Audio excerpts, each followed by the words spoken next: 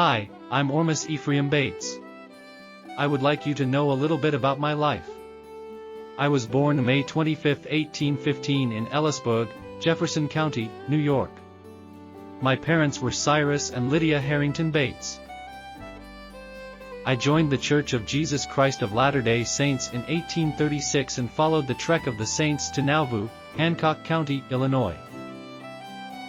It was in Nauvoo that I married Marilla Spink. She was born December 31, 1823, also in Ellisburg. She was the daughter of William and Desire Merritt Spink. Our first child, Orville Ephraim Bates, was born on August 21, 1845, in Nauvoo. After the trek across Iowa in 1846, we settled in Harris Grove, Pottawatomie County. Harris Grove Village was located 26 miles north of Canesville and spanned areas in the present LaGrange, Jefferson, and Union Townships, in Harrison County, Iowa. This map shows the extensive area that Harris Grove covers just in LaGrange Township.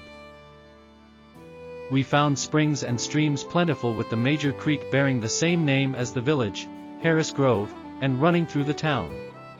The grove of trees in the community was extensive, about 5,000 acres, and fit for providing firewood and building material for the people living here.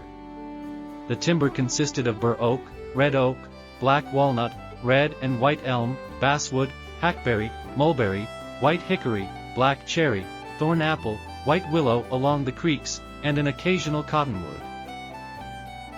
John Harris was the one of the first to move to the grove that became his namesake.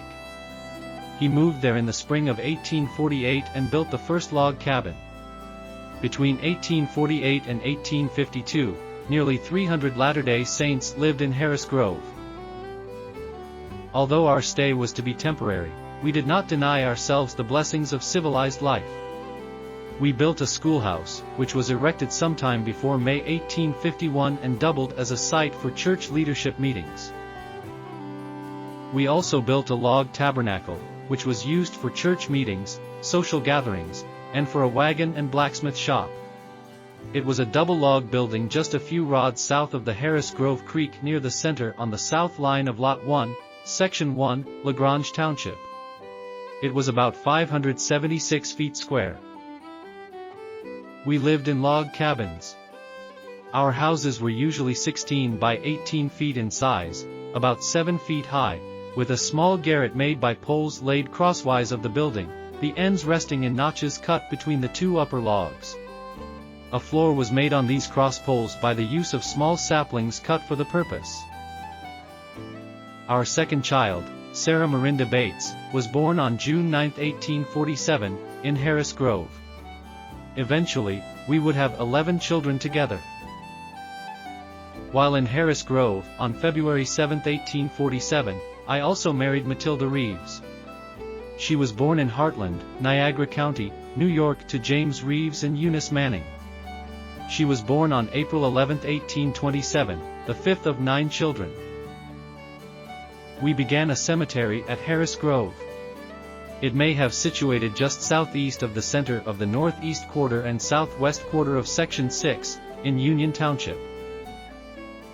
The Harris Grove branch was organized on July 15, 1848.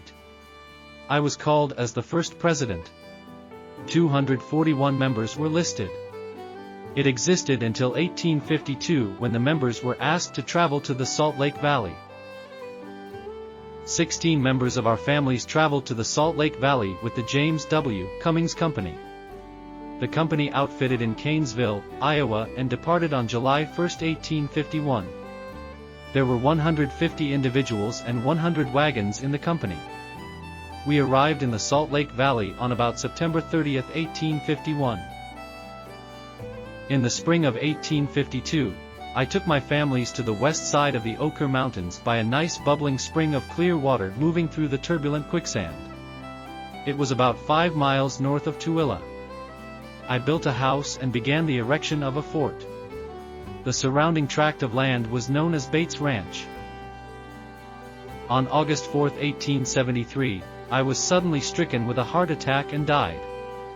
I was only 58 years old. This is my sojourn in the wilderness story.